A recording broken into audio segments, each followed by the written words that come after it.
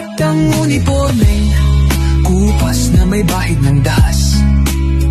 Dudublihin ko sahod nyo, wag na kayo lumihis ng landas.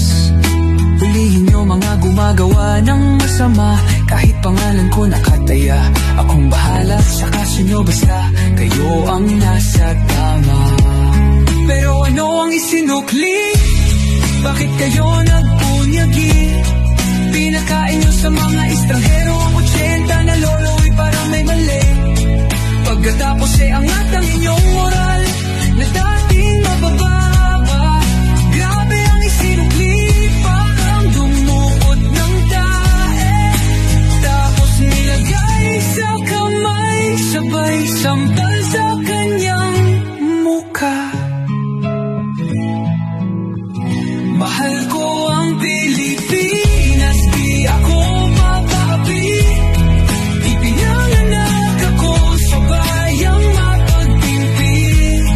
Ipaglalaban ko ang kalayaan, kahit ako'y masawi.